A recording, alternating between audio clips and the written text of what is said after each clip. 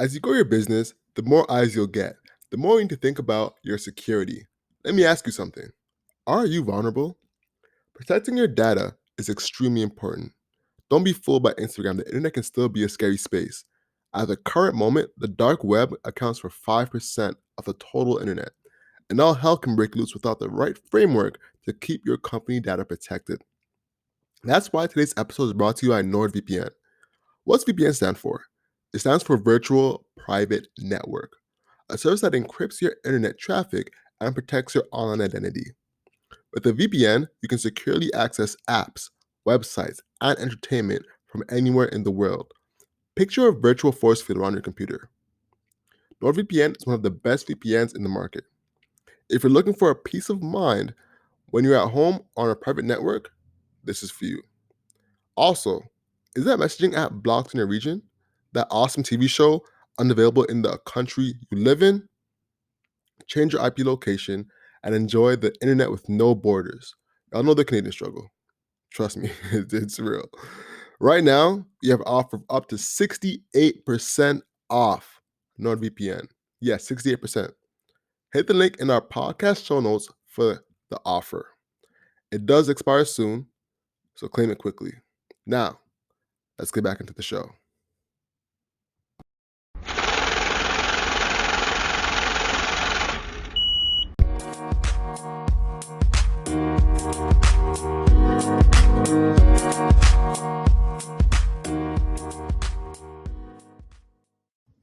Bow. I had to make my own living and my own opportunity, but I made it. Don't sit down and wait for the opportunities to come. Get up and make them. That one hit. You know, there's actually a guy, his name is George Bernard Shaw. One of his famous quotes, he's just like, the people who get on this world are people who look for opportunities, and if they can't find them, they create them. Facts. Even another one for you, bro. Russell Conwell. It's he says in his Acres of Diamonds, he says, don't search for opportunity in the distance, but recognize it and embrace it right where you are.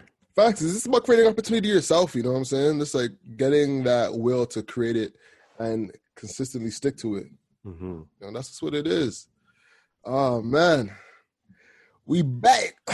Here we are with a Wildcard episode, man. This go. is the second one, career Wildcard episode, bro. You feel me? So the ladies and gentlemen, I gotta give them the intro. Hello and welcome to the Hustle Over Everything podcast. This is the podcast where we receive stories, tips, and strategies from entrepreneurs who've done it to help you grow as a person and grow your business. I'm Alex, aka Lupe Successful.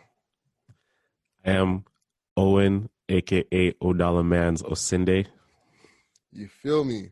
You know what I'm saying? Yeah. There's Lupe Fiasco and there's Lupe Successful. That event was a fiasco. Successful. You feel me? Everything is contained and successful, bro. No fiasco on these ends. You feel me? Yeah. But yeah, man. Today is a wild card episode, like you said. I'm excited. It's good. It's good to just chop it up and just talk to y'all. Without the guests, show y'all what's up, show y'all what's good. Mm-hmm.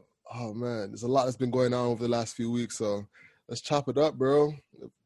Yeah, man. It's actually Thanksgiving weekend right now, so happy Thanksgiving to everyone who's celebrating Thanksgiving. And if you don't celebrate Thanksgiving, I hope you're enjoying this weekend with your family, your loved ones, and having that moment where you're celebrating each other, man. Because it's all about gratitude, bro. So I'm actually in London, Ontario. I shouldn't be saying this because the feds are going to come knocking down our doors because, the social distancing rules. But, we're black, man. We don't listen to that. I mean, how much of y'all is there? So it's my mom, dad, 2 sisters, my sister's friend Sheila, me. So that's 6. So it's 9, actually. The gathering was 10. Oh, it's 10, eh? Oh, okay. Isn't it? Hold on. Is it 10? Is it 10 or 11? What's the new gathering? You can't be more than 10. New gathering rules, Ontario. Oh shit, let's pass it. Let's see this shit real quick. Hold up, hold up, hold up, hold up, hold up, hold up, hold up. We the Well, fam. hello. Yeah, man, I don't think it's more than you can be more than 10. The thing is, like, people, so Yeah, 10 people these rules are indoor event. implemented, right? But how are they Yeah. even gonna find out if you have more than 10 people? Are they just looking at the cars on the driveway? Yeah, whoever snitches basically. If your neighbor snitches, they're like they Whoever pull up with a snitches. fine, five hundred Yeah. dollars or a Don't, thousand don't just bucks. slack. The neighbors be snitching, bro.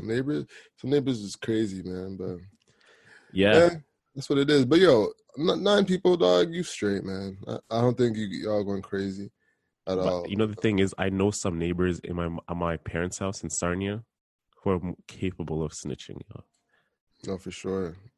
You London, know that. Sarnia way places. Oof. Oh my god, bro! I don't know if It's I could always trust. like who has like the like it's like better yard like competition. You know, so if I see you're doing better than me, I'm doing anything to take you down.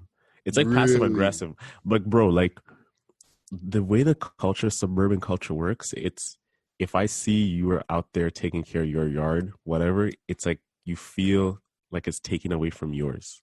Hmm. You know, it's like this is older people competition. They this is what they care about when they get older. It's like the yard, the car, who has a better car. Oh, I see Mike over there got a truck. Oh, okay. All right, all right. Like I'm gonna get a truck too. Oh, you got a new lawnmower? Oh, boom. Like I'm getting a new lawnmower too. It's like one upping. Oh, you got a new gazebo in your backyard? Oh, I'm getting one too. Oh, you're building a Yeah. pool? Oh, you got a hot tub? It's it's a flex, bro. This is like 50-year-old people flex. Work. Keeping up with the Kardashians. Man, You I know, see it and that I kind find of it comical, bro. There's like one neighbor, like he was like getting mad at like the other neighbor because he was burning some wood and he was doing it intentionally because he doesn't like one neighbor because this one neighbor moved in and he kind of like ruined everything. So he was just like, oh, he's like, hey, bud, you want to turn down that fire? I'm trying to have a good time with my family here. It's just like, ever since you moved in the neighborhood, you've just been fucking things up for everybody. so, What? so I'm sitting You there said in the that shit? backyard. Yeah, Holy this is shit. quarantine, bro. I'm there in the Holy backyard just shit. chilling, posted. That's And then fucking hilarious. he's just like, yeah, like I'm trying to trying to spend an afternoon with my family, and you're just there burning shit. He's like, well, I don't give a fuck. You just moved in here, you fuck things up for everybody. I don't care. It's like, yeah, I'm just trying to be a friendly neighbor here, but you're just being a freaking dick. And then I'm just there like listening to this. Like I peek over the fence because like my my backyard has like a fence, like a deck. So I kind of peek over and I see this guy. His face is red, cherry red. I'm just dying of laughter, bro. Because nothing was popping during my day. Like there's no drama. Wow. What an So I see this. asshole, man. Fuck Yeah. that guy. Oh my God. I Yeah. hate neighbors like that. Man, fuck them, bro. Bro. Suburban culture, bro. Yeah, Hope you man. experience it one day, man. Yeah, man. Yeah. That happens to even some of my family members, bro. Like I be seeing them like try to rent their basement and like because of the bylaws in the area, they be calling like the cops on them to not rent it off. And, oh, your basement isn't legal for renting and shit.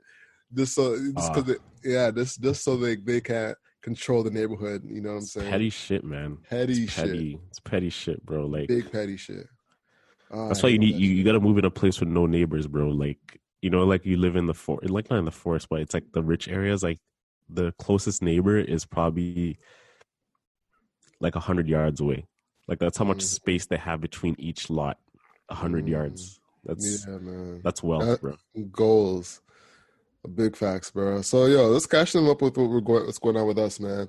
You have a bit of an announcement, bro. Oh yeah, you wanna open Yeah, this a up, bit of an bro? announcement. We used to have the 24/7 newsletter, you know. Yep. So let's talk about it. Let's talk about it. We're rebranding. Rebranding, bro. This is change. When you start rebranding things, this means that you're evolving. So, um, to the subscribers out there, you've known us as the 24/7 Hustle newsletter, where we were talking about sports, music, culture, all through the lens of entrepreneurship. But we look up to great newsletters, the Skim, Morning Brew, the Hustle, and everything.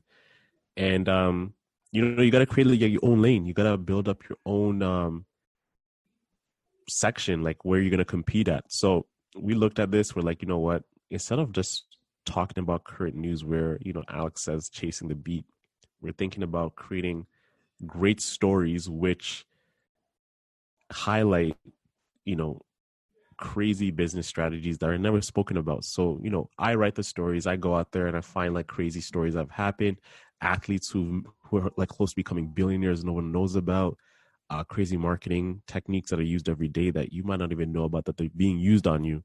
And we write the stories. Then, we've had a lot of people give feedback on that. And we're removing the brand of 24/7 hustle. We're now going to become the underrated. So the underrated strategies that are being used, that they're not really common, but they happen every day. So we want to highlight these underrated strategies, make them not underrated, but give them their ratings accordingly. And this is going to be delivered same schedule every Monday morning at 8:05 a.m. Eastern time. And yeah, bro, I'm excited about the underrated name, man. Shout out to Al. Shout out to Al for coming up with that name. That was yeah, that was you, bro. I gotta give you credit where it's due. Gotta pay homage. That was a clutch name. Appreciate that, man. Shout out to my girl for solidifying it, because I'm the type of nigga that is always coming up with ideas, I remember as a kid, people used to be like, okay, write shit down. Just write it down. Because I'm the type of person that's coming up with a whole bunch of ideas sometimes, man. So shout out to my girl for actually listening and being like, all right, yeah. That one kind of hits. That one kind of sticks a little bit, So yeah, man, I'm happy with it. I think it's a good name as well. And I think it's something that we can use and brand as something new, fresh, in its own lane. You feel me? Like you said. So I'm just excited to share that with y'all. Yeah. And Owen, bro, I gotta give props to you, my nigga, because you've been like busting your ass on the newsletter. Creating and finding these great stories of like unknown, underrated strategies that people have been using to scale their business, how to create their own brand, how to really like excel in their time, So shout out to you, my guy.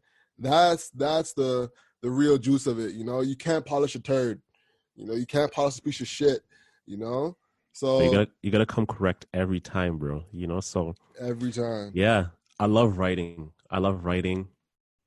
And this is what I was saying, like, I think one of my new side hustles is going to be writing on Fiverr, right? Writing for people. They need a blog post. I can cook up like a 500 piece, 600. And the thing about writing, it just flows out of me, right? I love good sentence structuring, good English. Reading is a powerful thing, bro. It's a way to communicate your ideas in a concise, with cohesion. Some people have ideas, but you can't really put it into great words. So it's a blessing to be able to write, bro. I also want to look into copywriting, persuasive writing. This is a skill I want to acquire. Bro, what we should have on the blog, speaking of that, is the Copy Hacker. I remember the Copy Hacker blog I sent to you? Yeah. I've been in bro, love. We need to do that, bro. I've been in love with that blog, bro. Matter of fact, once we're done, I got to show you some of the things I've been using. I'm working on like my own little case study of like sending out emails and like using like my regular strategy and then using like some of the Copy Hacker strategies to have a better conversion rate. And so far it's been working, but it's not at the point where I could really like say it and be like, all right, this is the case study, like it's still in the midst of like working and getting the fine tunes out. So man, I'm excited to like, we bring that back and be like, yo, I got it. You feel me? Like, this shit works. I feel you, bro. Yeah, man. Yeah. So, if y'all aren't aware, Copy Hacker is a dope platform for writing copy, emails, just copy overall, and 100%, bro. Speaking of which, bro, you can be better than Fiverr. You could be on not better than Fiverr, but you could be on Fiverr. You could be on Upwork, maybe even 99 Designs. I'm not sure if they do copywriting, but bro, don't sleep on only Fiverr. There's bare joints out there too. But yo, like now, like back with my 9 to 5 grind and Oh doing yeah, what yeah. we So you do, keep it one. I I got you. I got can't. There's a lot of energy I have, you know. you. Got you. So Got you. I I gotta feel do you. one, kill it on one platform, and then start spreading my wings. You I know, feel you. I feel you. I feel you. I feel you. Yeah. Yeah. So that's that's how that. we gotta do it. All right, word, bro. All right, word. So what's going on with us? With the podcast. Hustler's card, you know what I'm saying? A big announcement, but you can only hint at it right now. Yeah. You know? So we're coming up with a product, and it Yeah. involves like a lot of dealing with a lot of partnerships with different businesses of different sizes, Mm-hmm. and it's been like a very uphill task. You know, I'm a sales professional by my career, and I really realized how hard it is to have something and build it from the ground up without the structure in place. Because when you come in an organization, like there's a sales process made, there's like different cadences being used, different talk tracks, product is solidified, you have customer stories. But when you come in with a product that is not really established and you're really trying to sell someone on it, you have a lot of challenges. And then mixing in with the podcast, what you're doing, and selling the vision, it's a challenge, man. So it's been fun talking to all these great companies from, Nobis. We had a meeting with Nobis the other week. And that was one of my favorite meetings that we've had because the guy kept it really real with us. Mm-hmm. He was just like, I love what you guys are doing, but no bullshit aside, this just is not a good fit for us. And Mm-hmm. I've never felt so good being rejected. Honestly, you know what this is honesty, man. Honesty is like refreshing in business. You rarely get that. Some people will ask a question and their body language is their honesty, their version of honesty. You know what I'm saying? They won't answer, but they'll give you body language to say, my answer is no. And that sometimes that's all you can really go off and be like, okay, my answer is Yeah. no. And I have to take that and try to do with it with what I can from that answer. Whereas with him, he was like, answer is no, but I want to make sure that you know why I'm saying no. And saying I'm not trying to, this is nothing against you, this is exactly why. Here's 1, 2, and 3 reasons why the answer is no, and why and how it could become a yes. That was very refreshing because no one really gives you the decency to say why it's a no, and how it could be a yes, or like that they will actually are impressed with it. It's just not a fit. A lot of times you'll just get a no and you will think that it's about you or it's internally, and giving those reasons why allows you to not internalize it, but to look at it objectively and say, hey, this is outside of me personally or the business itself, the entity of the business, but it's actually because of these specific reasons. For things like that, you can't get mad at it at all. You can only applaud that because it's honest, it's transparent, and it gives you something to look for in terms of what you can edit or make better or really make the changes off. So yeah, man, it's nothing but like empowering to hear. So Yeah, and you know who, when we had the meeting with Staples, that was clear and evident. That guy was not into it, at all. at all. And, he kept saying, yeah, like, we'll do it. We'll follow up. I'll send you guys something later on. Da, da, da, da, da. His words were saying one thing, but his facial expression, his body language did make sense. And to give Mm-hmm. context, he has an agenda. Mm-hmm. He has a mission. He has, I have targets to hit. And if you guys are not really fitting into my targets, I mean, this isn't really going to work out for you guys. But he really just gave us false hope. He gave us a little pump fake. And I knew he was doing that. So when we ended up Zoom chat, I was just like, it is what it is. Mm-hmm. It happens, man. It happens. So really, what it is finding that fit, between brand and the consumer. I mean, brand and the influencer, the community. So, or the creator, if you will. Shout out to hashtag paid. You know what I'm saying? So, yeah, man. Shout out to Speaking Adam of which, Rivers, though, bro. yeah, Mr. Riviett's. Shout out to Adam. I heard he just got married, didn't he? I don't know, man, Or but was he at a wedding? It was gonna be, you know what, some of them social posts, you'd be like, hold on, so are you at a wedding? Are you it's getting kind married? or it's like when you see a chick with a baby, it's like, oh, right, you have a baby. It was like, no, it's just, I'm so happy to be an auntie type of thing, you know. But it looks like Yeah, it's like a motherly pic, and like yeah, it causes yeah. you to stop. But like you look in the details, like, oh, auntie, oh, it's my godson, or I'm a godmother type of thing. Facts. You know, so it's one of those posts. But Keep it whoever it honest. is, keep it Word. Oh, honest, yo. bro, I hate when girls do that and you're like, hold on, so you have a kid? Nah, Hold yeah. on. Or some pics, they look like they're in a relationship. Like, oh my god, happy like you're my bestie for all these years.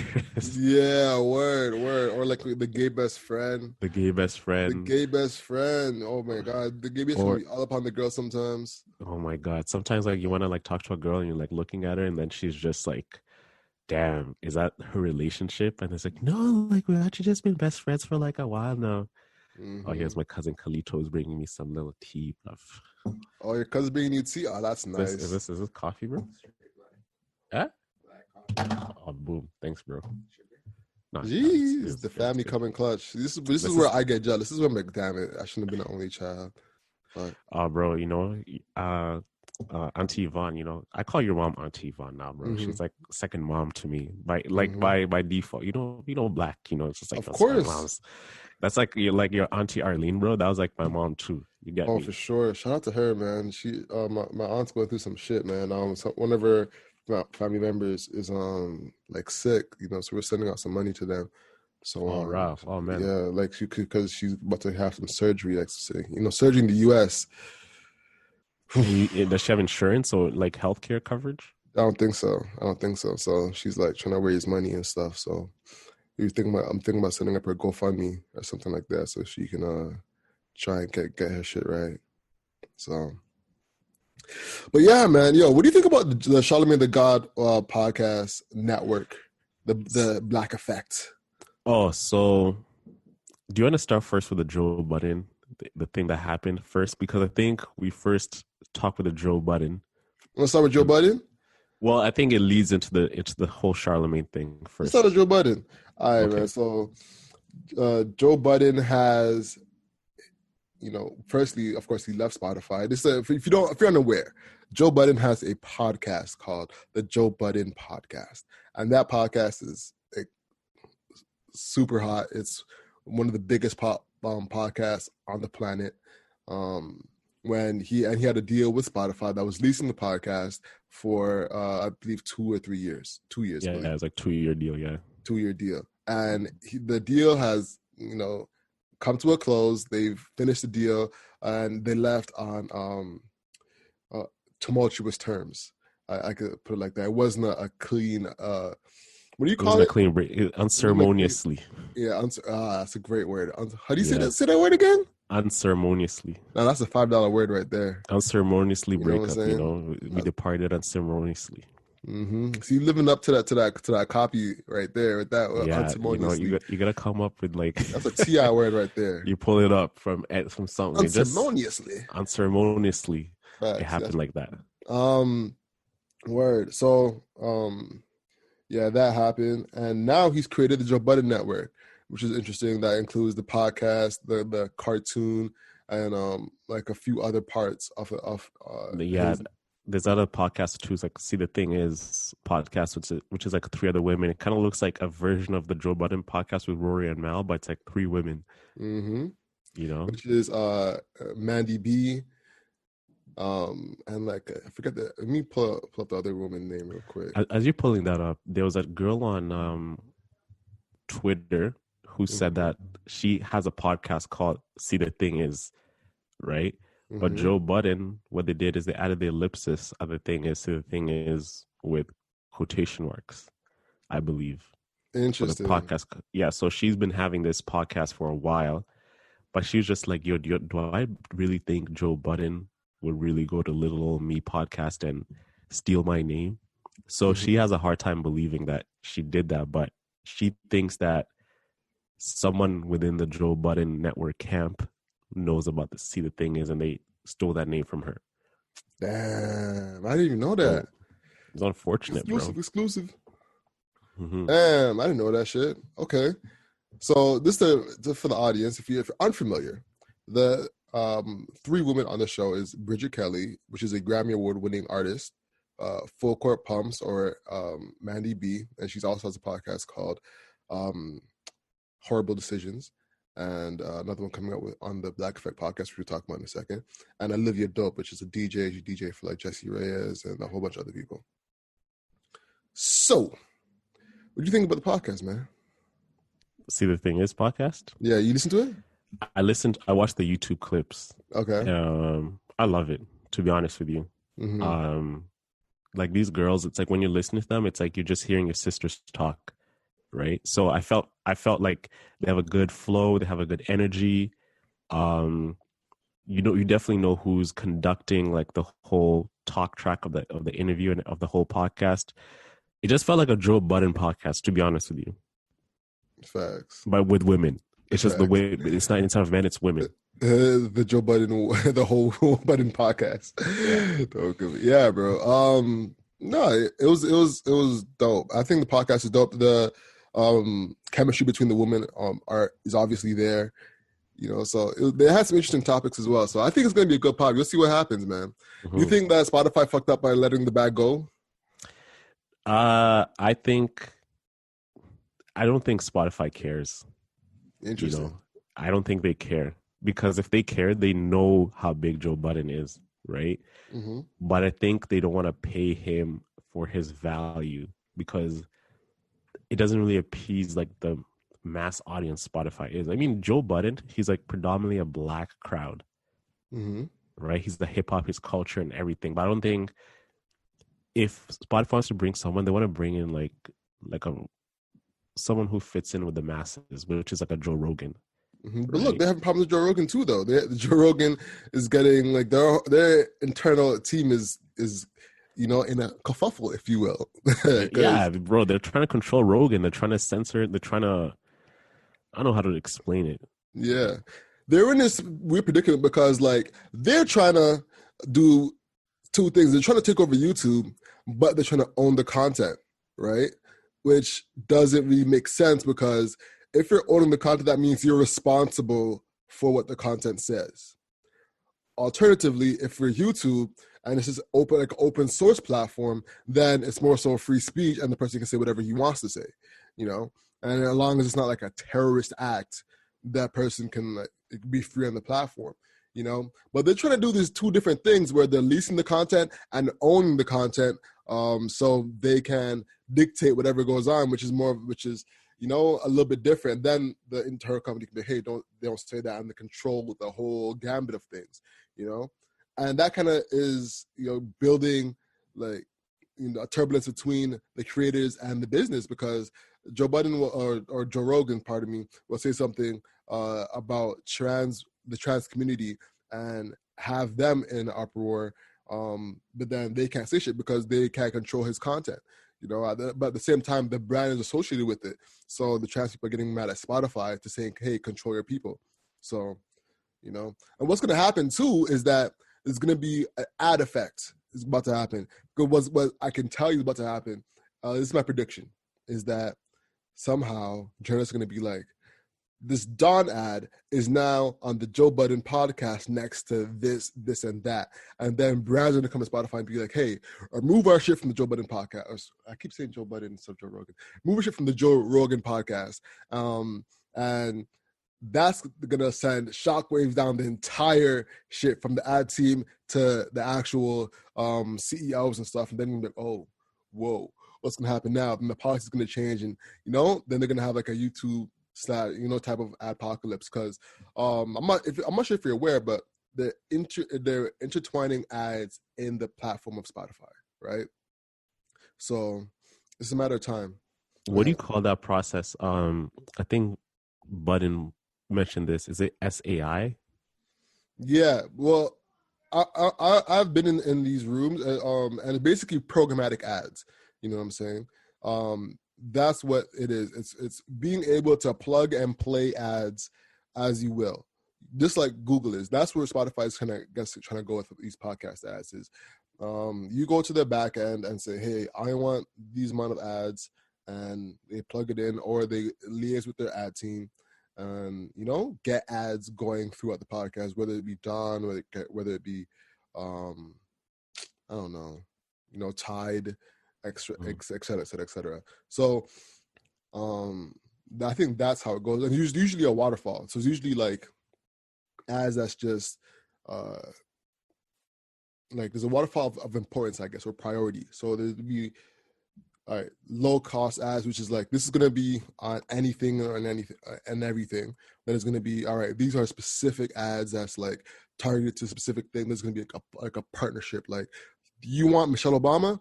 You got Michelle Obama.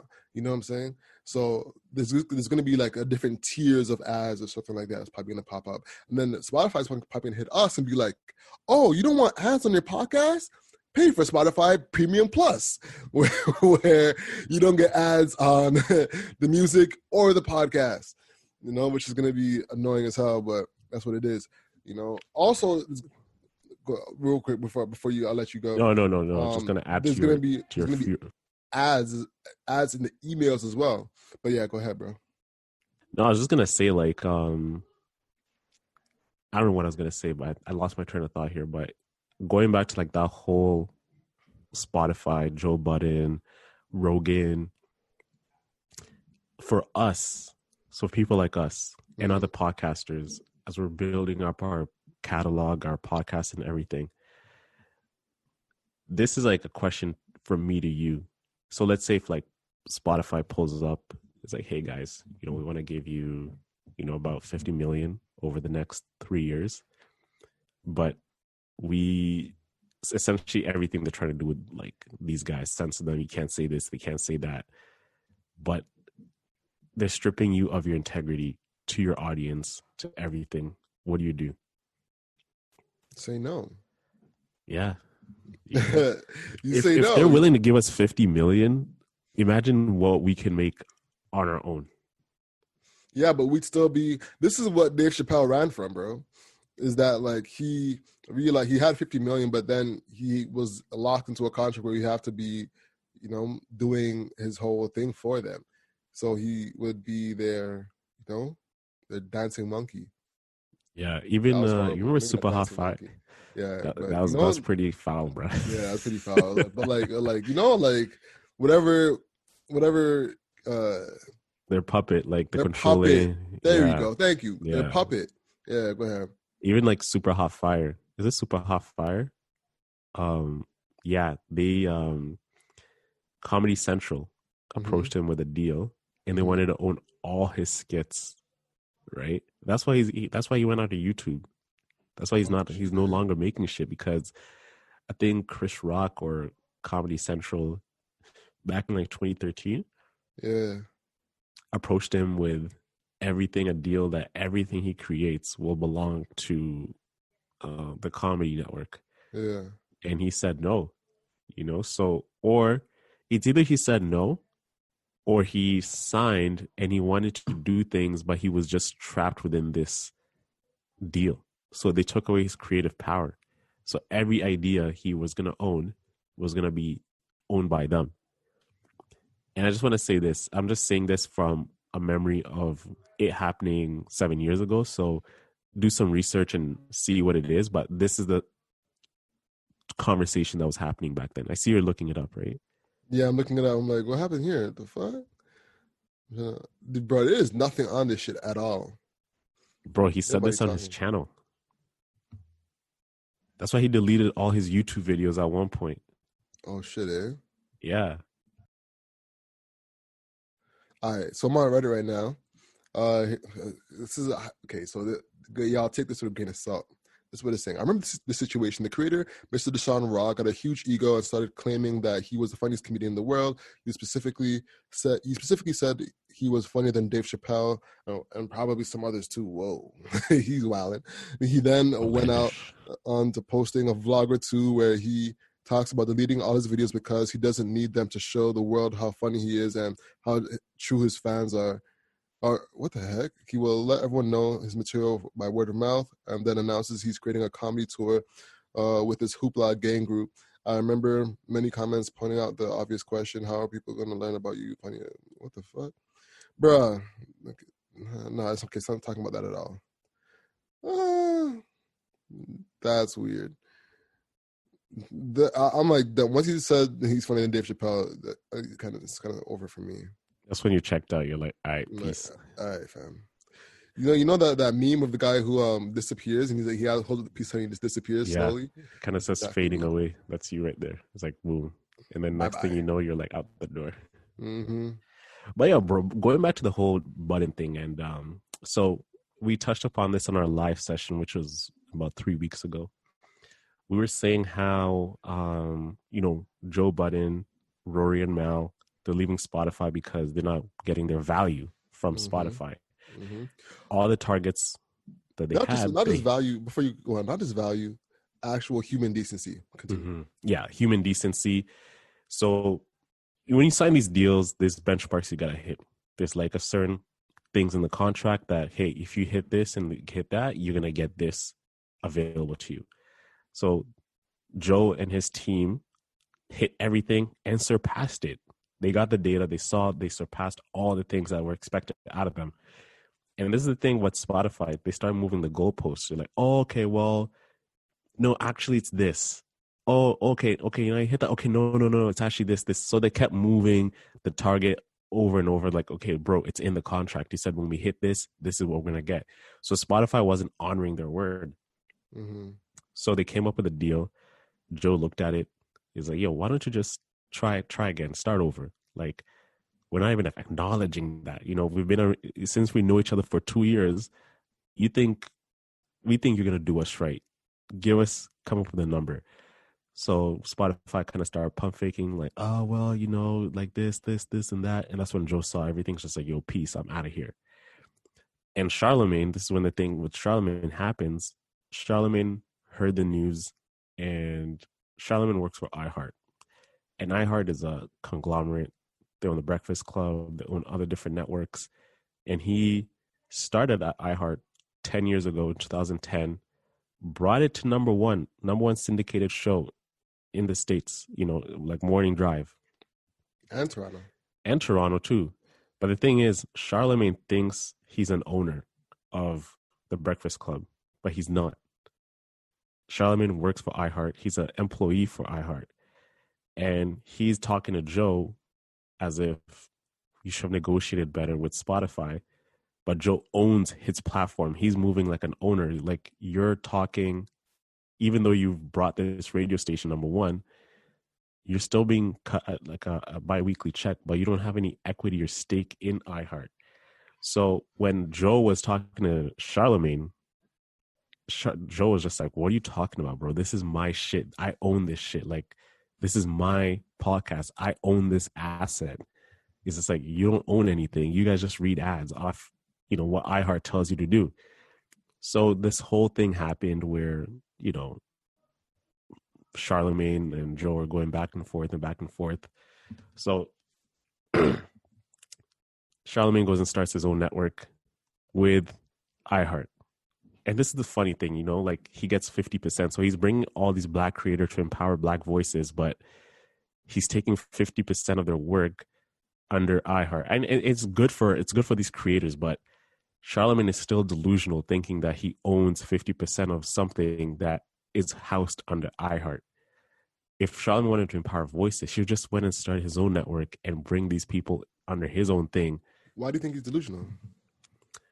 Okay, I think Charlamagne's delusional because every time Joe was saying, I own this thing, he was saying, I work for a network. I know how a network works, whatever. But bro, you brought so much value to iHeart, but you don't even have, and I'm just saying this, he might not even have any stock options.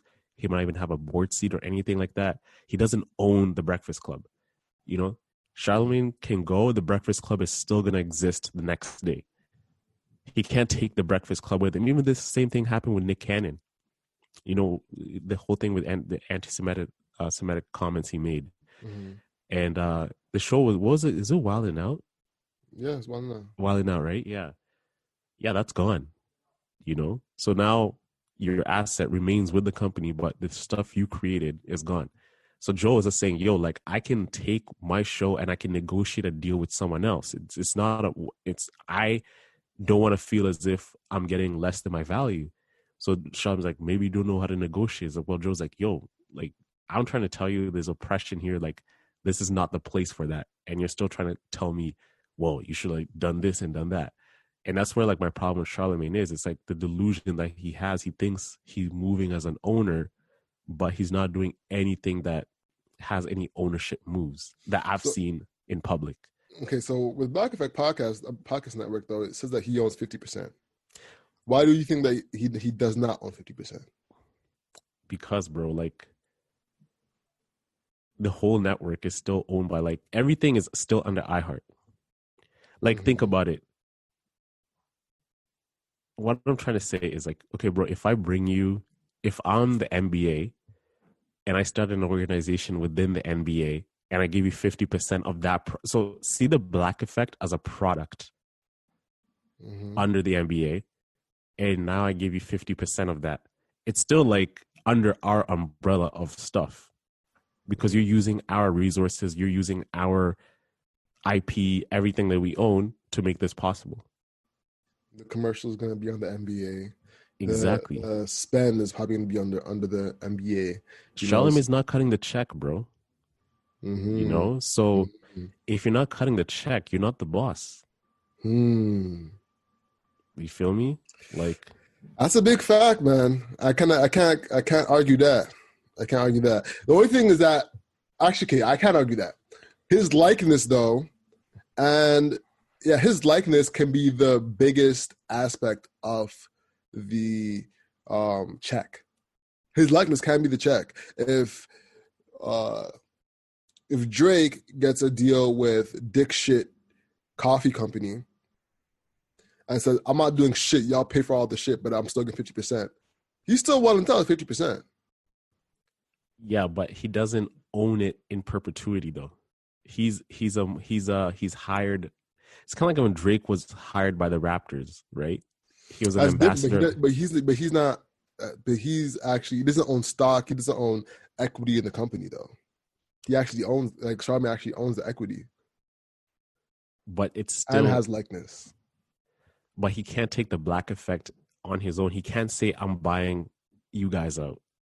That's a big fact. Can Charlamagne be like, all right, I'm moving Black Effect Podcast to Revolt tomorrow?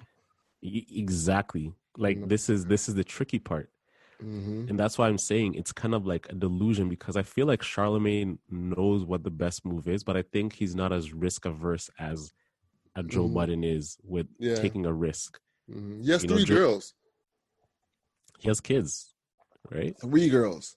You know what I'm saying? Not 3 sons, 3 girls. Well, I don't know about me, but like, correct me if I sound nuts, but like, if I have a son and I have like an opportunity, and I'm like, man, if my son has to, like, I don't know what it is, but like, if I have a son, I'm like, you can handle it. You can handle it. You know what I'm saying? If I have to live in a 1-bedroom condo with a son, I'll be like, all right, I'll take that deal. But with a girl, sign me the fuck up. You know what I'm saying? I can't have my girls looking crazy. You know, and then multiply that by 3. You know, I think that pressure can add on to that a little bit.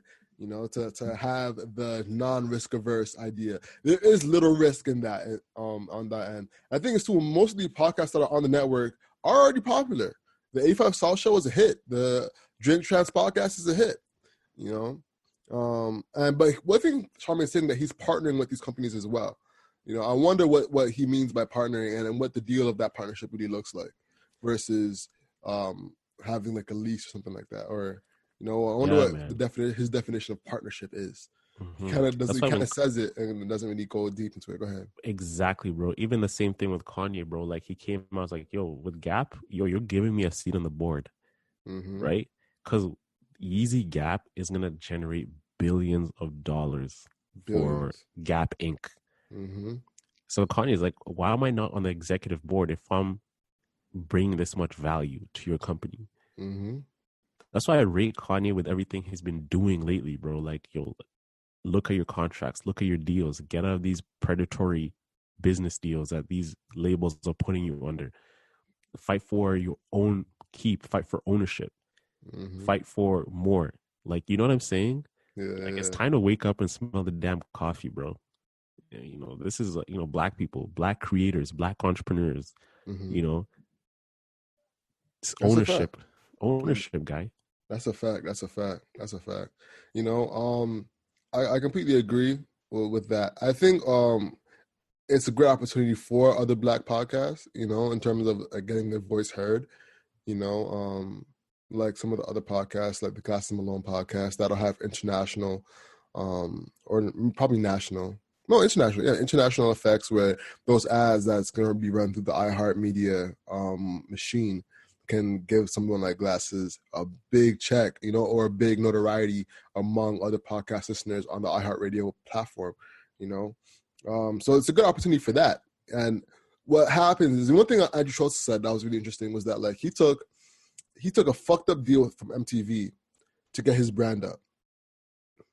You know what I'm saying? To build up his popularity, his stock in the market, like within the fans. Exactly. You know, and for those new people who are Andrew Schultz at their specific time, you know, Andrew's approaching MTV.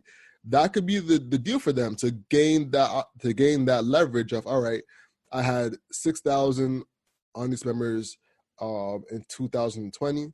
Now, because of the Black Effect podcast, I now have 200,000. You know what I'm saying? And then once that deal runs out, I can go and take my shit somewhere else, and boom, I now have my own platform. You know, and what I assume Charlamagne says by partnership is leasing instead of having them own the IP. You know, so if that's the case, then that's a great deal for an unknown podcast.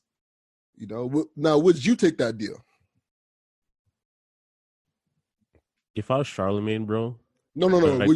Would you take the Black Effect podcast deal as a creator? Like, let's say Charlamagne is like, hey, Alex O, like, I've been noticing what you guys have been doing. I kind of rate it. I think it'll be a good business. We need a business podcast coming from like two young black guys. I think this would be a good fit on top of like the entertainment and lifestyle shit. Mm-hmm. I think since we are an entity on our own. Look, real quick. Take off, like, your lens is over the camera. Take off that little. Oh, I think it's just the monitor up here. You good. All right. Yeah. Go ahead.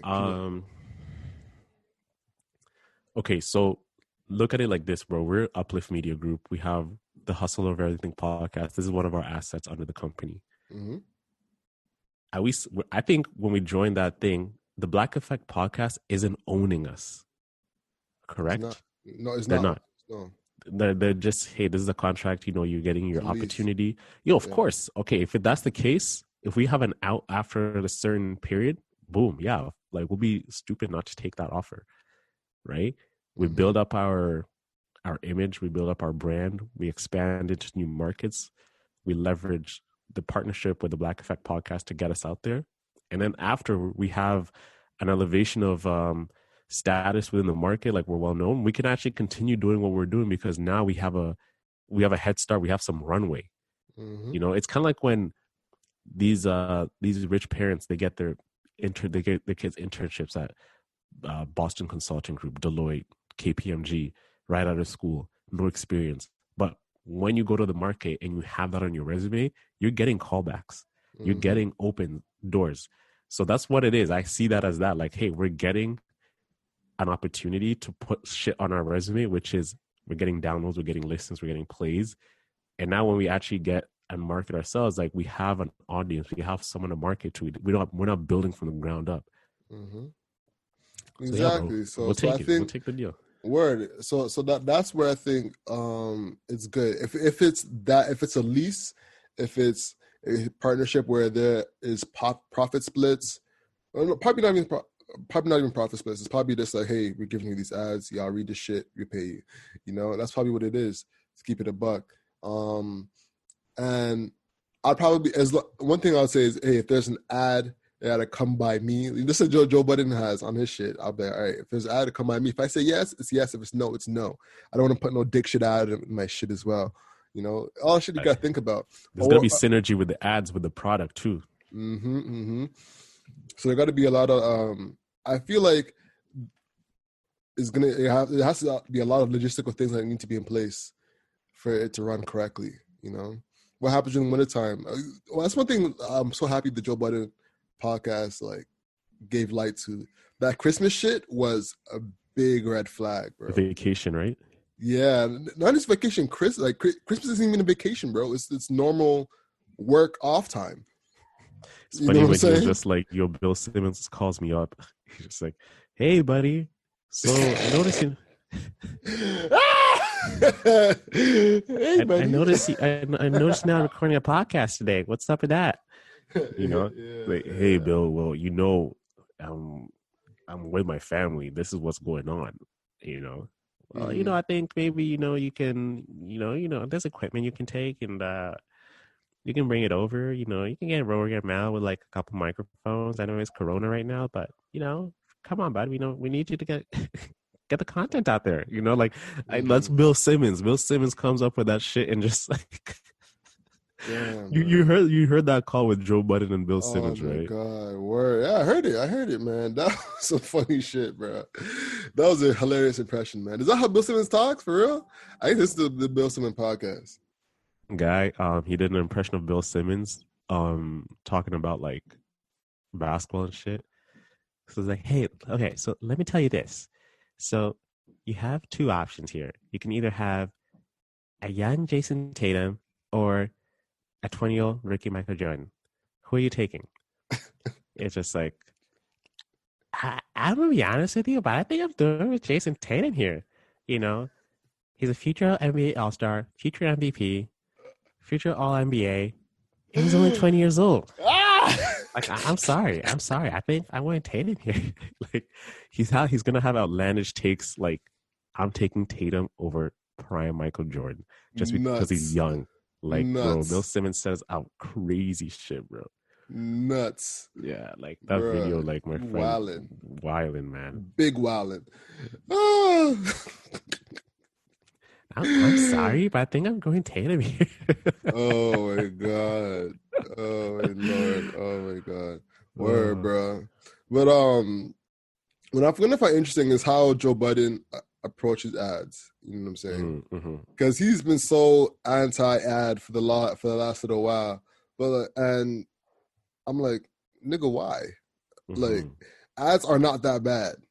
Like, we skip over them. How does he make money though?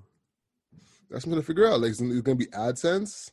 AdSense doesn't pay shit, you know. So, like, what's gonna be his real? Like, what could be interesting is maybe taking the Dash Radio concept, which I think is interesting. Like, what he does, he'll make a podcast as an ad. For instance, HBO pays Francesca from The Friend Zone, shout out The Friend Zone, one of our favorite podcasts. And once again, the reason why we're doing a Wildcard episode, shout out The Friend Zone. Shout out The Friend Zone, man. Paying homage. Yes, indeed. I'll shout out Dustin Ross and Asante. Francesca and Crystal West to do the why am I drawing blanks? They have an Insecure podcast strictly for Insecure where they recap the episode and they get paid to do that. That's a whole way of monetizing a podcast without any ads. But the whole podcast itself is an ad because it's a recap of a show. That could be an interesting route to take, you know? That's like, so for instance, you could have like a Scotiabank podcast where it's strictly on finances and it's sponsored by Scotiabank or something like that. That could be interesting. It's like a 30-minute like show talking about like it's super edited, super munchable content, and just gets the word out. You know, keeps you engaged the whole time. Yeah. I see the NBA coming up with a podcast just to recap a whole game. You know what I'm saying? I see that being an easy lane to win with.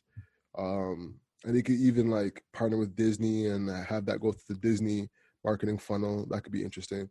So yeah, there's a route there as well, in terms of building like branded podcasts for specific verticals. So Yeah, but like it that's the lane. depends. I mean that is definitely a lane, but I think with the Joe Budden network, Yeah, where do you see his vision is with the network? I see it just man, honestly, I think he's gonna partner with somebody else. He's gonna partner with a title, the Sirius. He's gonna partner with an Apple. He's gonna partner with partner with a big distributor, and have the content ad free that way. That's what I see he wants to do, because they'll pay the big bag and partner in the lease agreement where he is still the controller of the platform, and then just have him a distribution. That's where I see it personally. That's what I think he's gonna do. And have everything going through there, the cartoon, the whole work, See, the thing So is the podcast and everything. yeah, Yeah, word. bro, we gotta give it up to Joe, man. He's a trailblazer. Facts, I facts. think to turn down that amount of money and to put that trust in, get your guys to trust you, like Rory Mal, all these guys, all the guys behind the scenes are like, hey, we're gonna do this.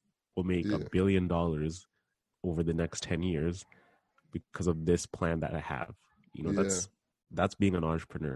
word. Because he owns State of the Culture as well, I guess. Because State of the Culture's on the platform as well, and the pull up. So yeah, it's an interesting network, man. It's an interesting network. So just to recap, the whole thing is the pull up. See, the thing is the Joe Budden podcast, the Joe Budden podcast cartoon, and State of the Culture. So that's a good 5 shows. The thing is that like it's so revolved around him. You know, Yeah, like they say as a business, the goal is to eventually like have it where you don't have to be inside of it. You're just running it. But that's even an idea I thought of pitching you is having like a podcast like I don't know, maybe we spoke about it, but like a Boss Babes podcast like under Uplift Media Group, that would be like for interesting, man. women's, kind of like focusing on like women entrepreneurship, having like a finance podcast, having a marketing one, talking about marketing and shit like that. So we have Yeah, all these breadth of shows opening up different revenue streams, but it's different audiences you're catering. that would be interesting, man. So it's like a What do you, loudspeakers network, but it's like not entertainment. word. Yo, what do y'all think about that? I fuck with the idea, but I want to know what y'all think. Let Hmm. us know. Hit us on IG, DM us. At 24/7 Yeah. Hustler.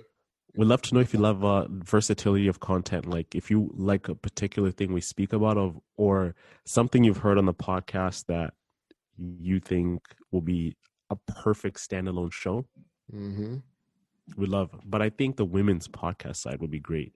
Women love podcasts, bro. Women love podcasts. They, you know, from I haven't done the research on it, but just like from just talking to people, the market, keeping a pulse on it. Like women listen to a lot of podcasts, so I see Boss Babes type of show, catering to a specific group. I don't know if it's black women. I don't think there's like a black women show, is there? Of course. There is, What are you right? talking about, bro? Are you nuts? There's a ton of black women shows.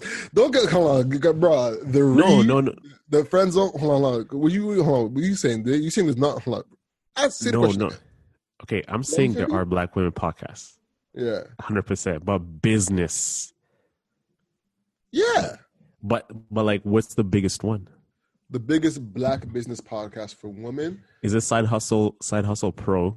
I would say Side Hustle Pros up Side there for Hustle Pros? sure. For sure. I would say the Budgenistas podcast is up there. Fashionista, yeah. The Brown Girl Ambition. Black Girl Podcast. That's a great question, actually. Okay. There's room to play here, bro. I see a market. Black Women Business Podcast. There's a few. Side Hustle Nation. What's the other one that comes to mind? Damn, actually isn't that much.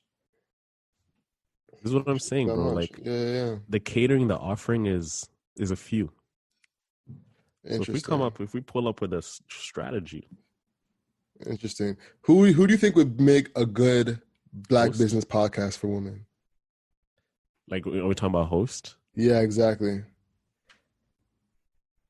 in our circle or just like Anything dream like reach? like anybody like Michelle Obama, like No, Michelle Obama, she has a lot to lose if she says one thing wrong, oh for sure. you know. So And who you do you know, think would make a good woman uh, podcast? if it's not under us, like Morgan, Devon, I Oh, don't hold know. on, and Paulina Reed's podcast. No, shout out to Paulina her. Reed, yes, Paulina Reed. She'll be a great host if I think so. she is a great host, you know. But I see her being on TV and shit. I think so. Vivian K. Oh my god, is a yeah. fire. Sign Yeah, her to shout a out to Vivian max K. deal, That was one bro. of our best episodes, man. I really enjoyed that episode. I listened to that from like start to finish. I listened to all our shows, but like that one was like by far my favorite. You know, like sometimes you're eating food and sometimes you gotta savor it and take in like in small bites. That one you could just like you just devour the whole thing one time. And you don't even like remember like where the hell happened to that meal. It's like Exactly. I swallowed it. Yeah, for sure. You know, Alicia is not part of M2M podcast. I don't know if that counts. Does that count? Who's She's Alicia? a host on it. So Alicia Ace West. Alicia West, yeah. Yeah. Oh yeah, I mean that counts. She's still a big part of the show. Yeah, for sure. Miss Business, the Black Upstart, also has a podcast. So or at least on a lot of podcasts. So she'd make a good one too. She's very outspoken. If she doesn't already, I think she does. But there's a lot of podcasts out there, man. Thing about podcasts is a bit challenging is that there's a limited bandwidth. You know, music is 2 minutes, so you can listen to a gang of music in a day. But to listen to 2-hour podcasts, you can't dedicate your whole day to that. You only can have like maybe 3 in a day, and maybe 10 in a week. There's not that much. You don't have much space to occupy that much time in somebody's you need to be life. committed to the guests, to the hosts. You need to be a fan. Shout out to y'all for listening. Yeah, we see some people who's like stick and listen to us from the rip to the end. You know, I gotta give a shout out to George Benton, Steve Tungani, my guy, Stevie. Thanks for supporting. Georgie, thanks for supporting too. And for all of you who listen, but you know you've never told me that you've given me feedback. We appreciate it, man. Word, yo, let us know if you listen, bro. We want to know who the fuck you are. Go DM us at 24/7 Hustler. We actually want to know who you are and talk with y'all and chop it up, man. So don't be afraid of us. We don't bite, bro. We actually need to know who listens, because once we know the personalities, like the archetype of the people, we're like, oh, okay, there's a trend here, right? Mm-hmm. There's a trend between, I know George, I know Steve, but those are the only type of people I know. But I need to see more of my friends give me feedback, not just my mom, you know, who's a big fan of the show. My mom don't listen to shit. She mom's like, "Oh, you have a podcast? Oh, you did, huh? You did Paulina? Who's that? Who's Paulina?" Yeah. my mom likes you on the show too, bro. So I gotta give you that. Yeah? She's just like, yeah, she likes the way you speak. Shout out Mama Cindy. Yeah, shout out to Faye. Her name's Faye. All right. Shout out. Hello, Miss Faye. How you doing? Yeah. Miss Cindy. Appreciate the listen. You know what I'm saying? Mom's been a supporter for this shit. Like, where? What else we got though? So it's a new lockdown in Ontario. Mm-hmm. Literally just announced. My goodness, bro. Fuck. Man, I was about to hit the gym up today and the shit got closed. I was like, now I'm working outside in the cold. But bro, this was gonna be your first debut appearance in the gym since Corona, right? No. Good Life. You've been. I'm singing Good Life. Were you at Good Life? Never. You've never been a member, right? I've been a member once, like a long time ago, but during the lockdown of the last like 2 years, nah, man. The last time I was a member was like maybe like 6 years ago, bro. Back when I was like, maybe even earlier, like early 20s, you know, just because I had a hookup. You know, but other than that, like, Good Life it don't make sense for me, bro. There's not enough benefit to the membership for me personally. Mm. It really isn't. Right now, I got a condo, so I use the gym condo, or the condo in the gym, pardon me.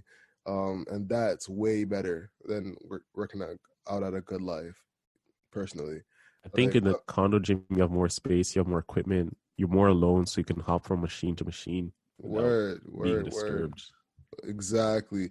Yeah, bro. I've also seen some fucked up shit in some Good Lives, bro. I've seen like people talk about like cum in the showers. I've seen people talk about roaches in the lockers. I'm like, I ain't dealing with none of that shit. Fuck that. You know what I'm Yeah, saying? I worked at Good Life. It's a great gym. Not to like absolutely not. Like Good Life is is a quality gym, Yeah. but there are some clubs I worked at. So I worked at the McCall Club. I worked at 137, not 137 Young, but 237 Richmond, and I worked at Richmond and Bathurst. Mm-hmm. And the Richmond gym was just notorious, especially in the steam room. Like there'll be mans in there just like frolicking and shit, Oh you shit, know? eh? A lot of debauchery going on in there. Just enjoying life, if you Just will. enjoying life, bro. And like you come in there and Living a they're real just good you see life. people like scurrying from one corner to the next corner, like, yo, what the hell? And then you just hop out. I just want to enjoy the steam room, but then there's mans in there just, doing stuff. You're in the shower, bro. Exactly. You see semen on the joint. You're like, that's why you gotta wear slippers. Slipping on semen. Slipping on semen. Ew. Ew, ASAP Rocky ass Slipping on nigga. semen, switching 4 lanes, screaming money in a thing. Nah, bro, no. You heard ASAP Rocky's story about how he was in the jail, and he was trying to shower and he was all trying to not slip on semen and shit. You hear that story? No, I didn't hear that, bro. Oh man, My you gotta. goodness, but that That, sounds that was treacherous. hilarious. I'm gonna send you that after this. Yeah. And it was hilarious because of ASAP Ferg's face, but Mm-hmm. anyways though, yeah, but that's why I couldn't fuck with Good Life, man. Just all those antics in there. Oh, yeah, bro. Versus just Yeah. and paying for that versus having a condo where that shit's included, bro. Yeah, it doesn't. In my new building now that and I got a new place, I can't really wait. I can't. The gym's not finished yet. It's a new building, right? So Mm. I can't wait for the gym. There's a basketball court. I can't wait to, with a glass backboard. It's a solid court, you know? Is the ball court open? Not yet. It's a ball court and a tennis court all in one. Oh, that And one's with okay. brand new nets, like solid, proper, like indoor type of nets that you'd find like in the gym. Yeah, So in the summer, bro, I'm going to be giving man's works. You're going to pull up to the crib, get some work, for with sure. your ankles crossed out. Is that so? Yeah. Now he talks. Now he talks, bro. You know we gotta record this. You know Yeah. what I'm saying? I don't know if I don't know if you're a good player, bro. Like I know you can play. I feel like you can play, but I don't know what kind of arsenal you have. I don't know if you got a string bag or a Listen. duffel bag, bro. Like I don't know what That's funny. Listen, I have my go-tos that I know, you know what I'm saying? And I have the go-tos for once you learn the go-tos, and that's it. And that's Mm. and once Like you know your spots. I know my spots. I know my go-tos. And once those start working, bro, that's it. You know what I'm saying? I'm harder one-on-one than on a team. On a team, I'm pretty trash. One-on-one though, I figured out ways of scoring To easily. score, the angles, So like how it's to gonna like. be a challenge, bro. All right, It's bro. gonna be a I can't challenge. wait, man. But just know, like, I'll use all the things in my sleeve, like crossover, step backs. You Bro, know, you can play ball anytime soon, you know. You just just find a ball court before winter comes, bro. there's actually like Fort York. That like Okay. big field, like when you're on the Gardner and you can see it's like a green space. People always like doing workouts there. Okay. It's like Fort York Boulevard, Mm-hmm. right? So they Mm-hmm. actually have a court there. They've built Let's an outdoor go. court and also have an indoor rec center. There's a school there with a rec center beside it. I checked it out. They have open runs. Let's So I took a go. photo of there. So we'll go. But Set it yo, up, bro. but back to the agenda, man. Let's go. COVID shutting down the businesses. Mm-hmm. I am honestly so pissed off. As a business owner and thinking about business owners like the mom and pops, I feel so bad for them. Mm-hmm. Not a lot of businesses are like McDonald's where you've got cash on hand. You got billions of cash on hand to sustain a month of not having traffic sitting down, you know. That type of stuff is like what I think about, like when this stuff happens. And I think about all these different businesses who've set up these measures for COVID-19, but now like they can't even do anything because of, like, bro, the restaurant industry is going to go down this month. A lot of people's life's work is going to be gone after this month. And it's just sad to me. So that's how I feel. Yeah, man. The restaurant industry is fucked right now. To keep it, short and simple, it's sad. Yeah, it's unfortunate. And then there's going to be all like the industries around it as well that's going to suffer, because it's not just restaurants. It's the people who give the restaurants food. It's people who give the restaurant supplies. It's a big industry, It's a lot, so it's really unfortunate, and there's gonna be other businesses as well. The retail space is gonna suffer dramatically. The gyms are about to suffer again. So especially for the mom and pops, man, that's gonna be the worst one. So that's the spine of the economy, bro. Mm-hmm. It's not like the corporations; it's small businesses, right? So when you take away their livelihood and everything, you're really like tearing up the economy, And I don't know if CERB is available again. I don't know what kind of loan program, renter protection that they have, but one thing I saw in the news is like all these restaurant owners are saying, show us the data of why we're being forced to close down in the Peel region, Toronto, and Ottawa. But other regions are staying open, but show us the data that shows this is the reason why we're closing. And I get it. There's cases happening, 200-300 cases. I think we had our largest cases, which was like 700, like a couple of days ago. But people are wearing masks. And I was telling you earlier, right? A month goes by, there's still going to be somewhat cases there, right? We were indoors for 2-3 months. We came back, we were open, things were going down, we shut down again, but then cases started rising. So what good is a month going to do? Then you open up if there's no solid vaccine. That's the way I look at it. Because the thing is inevitable, bro. It's not going to be a solid vaccine. It's trying to get the case levels down, That's really what they're aiming to do. But I think it doesn't make sense, though, is that, like, I don't think enough people are wearing masks, bro. If you walk outside, if you go for a walk, bro, you're going to see a lot of people not wearing masks. And it's only going to get worse, too. What I'm scared of, like I was telling you this offline, is, bro, the one time it's going to get worse. Everyone's going to have to go inside. If there's no gyms open and no one can go outside, like, people are going to start going crazy, man. And I'm not looking forward to it. Not looking forward to that, man. I don't know how the government's really going to react. What solution can they really come up with? It's either switch it to mandatory masks wearing all times. Because right now it's only indoors within establishments. You think they start finding people? You think they should start finding people for wearing masks outside, if you're not wearing masks outside? Bro, that's the most utilitarian thing I've ever heard. Like, that sounds nuts. Yeah. And I don't think it's going to go to that level, because now, like, you're getting into people's, like, freedom of just human life, right? Like, the right to breathe comfortably. Like, at least in the indoors, you can, like, wear for, like, 5 minutes or whatever. But now you want me just to wear a mask all the time for the next 7 months at least until a vaccine comes out. Yeah. Honestly, I think what's going to happen is people are just going to say fuck it and start doing whatever they want. And if I die, I die. Yeah. I think people are going to live like that from moving forward. Like, hey, if I die, I die. I remember, man, this is the craziest comparison. So rock with me, but like, I know it sounds crazy.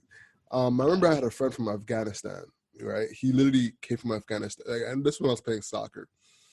When I was like 13, 14, my friend Sam, he was nice. nice at soccer. Like he was kicking niggas ass in soccer.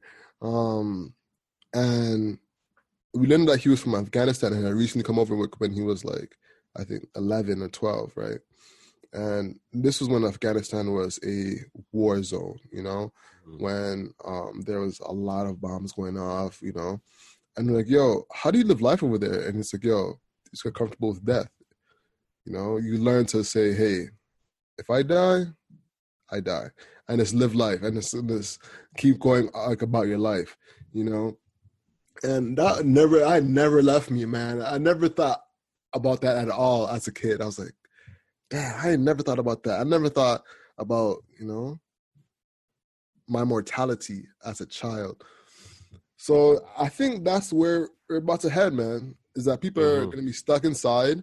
And imagine like end of January, bro, where there's been inside for 2 months. That January no snow, gym, man. Yeah. No gym, no restaurants, no concerts, no family. You know, they're gonna be like, you know what? Fuck it. If I die, I die. I'm going outside. I'm gonna go live my life, and that's just how they're gonna live. And that's gonna cause the spread to really go rapid of everybody being like that. And then it's gonna be event organizers who are gonna be like, fuck it. If people are in that mentality at scale, I'm gonna have my event and just have it privately at some undisclosed location, you know, and keep doing their thing. I think it's unfortunate, but I think that's how it's gonna go. You know? There's a lot of people who are like have that mentality, bro. If I get Rona, I get it. And you can even sense that thing like when people went to the beach in spring break and shit like that. That like they got the Rona, but they're willing to risk everything, and they didn't care if they're gonna get the Rona. It's just like, hey, it is what it is. It's inevitable. This is a virus. If I catch it, I catch it. But I'm gonna live life as long as I'm here. When you said beach, I immediately brought me back to Center Island, and I'm like, oh, why did you say I know that you remember that naked character. Why did you say that shit? Oh my God. I don't know. I was thinking of the guys in the Ozarks, those kids in the Ozarks. Yeah. Marty Bride would have to come out and just be like Marty Bird. Marty Bride. Marty Bird, and what's his wife's name? I don't know his wife's name. What is his wife's name? Was it Amy? What's some white name? Becky? What's the wife's name? This Marty Bird. Anyways, you'll look it up. Marty Bird's wife. Wendy Bird. Wendy Bird. That's what it was. Wendy Bird. Yo, actually, Wendy is the most OG out of all of them. She's ruthless. She was ruthless. She also was a cheating ass bitch in the beginning. Yeah. You know what I'm saying? But Marty stuck it out. He stuck it out. That's a fact. Well, he needed her. He would have left her in a second, but he's like, fuck it, I need her. So I need her. I'm in deep shit with the cartel. Lords. Yeah. Anyways, but yeah, man. So where were we? To go like the businesses. How can businesses use this time to stand out? What do you think? I think they got to focus on brand, which is nuts. To try and focus on non-direct response things is going to be a big challenge. I think if they find the right ways to pair direct response with brand, they can really make a good difference. One thing that I saw recently was with Senior Gunboy, you know, shout out to Marvin. He was recently on the podcast, and he got sent Appleton and food from Patois, Toronto, which is like a Jamaican fusion, capital F on the fusion restaurant. And he was really grateful for that. He shouted them out and had like a whole post on it. And I was like, all right, that's an interesting way to go about it, you know, because that's, I guess, a teaser of the brand, right? It's getting the brand out to more people. What I think could be more interesting to get to the next level is if Marvin was to have a special menu at Patois, you know what I'm saying? And have that for influencers at scale, you know, where I would have a macro influencer, a Drake, a Weeknd, a a big influencer have a menu at a restaurant? You know, like we mentioned, if Drake was to have a specific drink at Tim Hortons, Timmy's, yeah, man, that'd Tim be Hortons big. stock would surge like hell. You know what I'm saying? And Drake could buy Tim Hortons stock and say that shit and then watch that shit skyrocket. What's the biggest Timmy's downtown? I don't know. What They're all I'm the trying same to say is size. just like if Drake does an appearance at Timmy's to do a collaboration, Nah, know? you can do that. He can do that. He can do that. Yeah, if Drake couldn't do a Timmy's collaboration. He'd have to really go all the way in. I mean, sorry, you could do Timmy's collaboration, but you can do an appearance. You'd have to just like maybe have like a cardboard figure or something like that at a Timmy's, or do like what he did with not Eaton Center, Yorkdale Mall, where he did like something in the actual Timmy's restaurant. Or like the shoppers in that in the video he did. I forget what song that was, but It was was it YOLO? no, it wasn't No, YOLO. It was it wasn't Start from the Bottom. it started from the bottom. It was starting from It the bottom. was? I think it was. Yeah, Drake shoppers. I think it started from from the bottom. It was definitely because that was the whole theme of it. Started from the bottom, then becoming the manager. Yeah. Shout out that. Oh, you said Yorkdale though. Yeah, so Yorkdale, he had that's when he was dropping the OVO collection and had the Cadillac recorded video there with the whole squad. You know what I'm saying? I think it could be interesting if he was like to do like a music video scene in the Tim Hortons. I think that would be interesting as well. And that would be his crazy. Yeah, that would be fire. Have Director X film that shit. That would be nuts.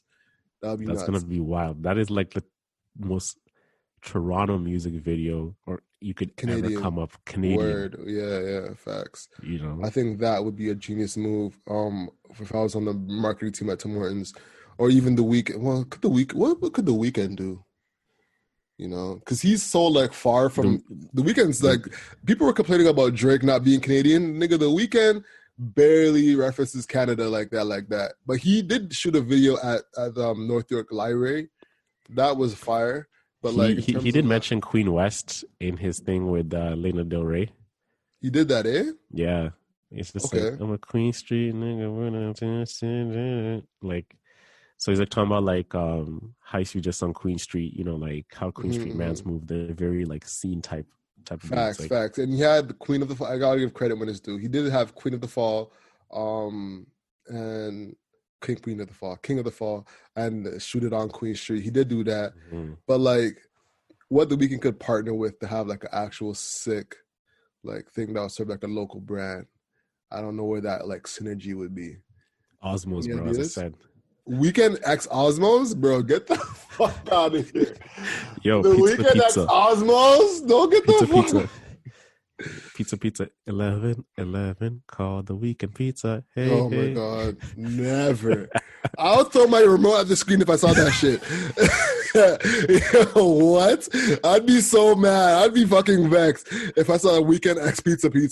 Oh hell my God, no, bro. Like Weeknd, maybe hookah. Maybe the I was thinking about hookah lounge. Yeah, Weeknd X Habibis. Maybe at Habibi the week. Hookah, that's not COVID proof at all though. That's not. But Pizza is like the next after Tim Hortons Canadian establishment. Bro, nah. The Weeknd he should partner with a weed brand. That would be sick. The who? A weed brand. Oh, like with the Weeknd X figures. I know some weed brands because I was in the weed industry for a minute. Yeah, the Weeknd X figures would be sick. You know what I'm saying? Like a dark lit, you know, because the figures' brand is like darkish, you know, with a little bit of highlights of color here and there. You know what I'm saying? So like, I think that could be sick if the Weeknd had like a weed line. That would hit. You know, but it's not international like Timmy's though. We're thinking Timmy's. Yeah, they are. But bro, like mass market, like I don't smoke that much, or I smoke when, you know, we're here having like a 1-2 beverage, and like, but to go out of my way to smoke, you won't catch me ever doing that. It's just not in my habits. Yeah, right? yeah. So I'm thinking your moms, soccer moms, Got you. You families, thinking and so Mazda? I'm You thinking thinking Mazda Mazda, family? All right. Toyota type of, Yeah, yeah, yeah, yeah, piece yeah. All right. cake. Meet them up Mazda there. moms. I got you. Got Yeah. you. What could the weekend have that Mazda moms fuck with? A vibrator. I thought this was PG-13, All bro. right, sorry. Nah, that was bad. All right, what could the weekend have? I'm trying to think. I don't know, bro. That's the thing. His brand isn't PG-13 though. That's the thing. The It's weekend's very like like it's it's very pop the pill type of thing. exactly. It's very like euphoric. You know what I'm saying? Sensual. Sensual. Get high off of me. Type of vibe. In the lane of like lust and so like how can you really make Mazda mom things off that? One of his hit songs was talking about coke, bro. You know what I'm saying? Yeah. So like how do you make a mass market thing for that? But that's the thing what Drake has done. Drake is very malleable.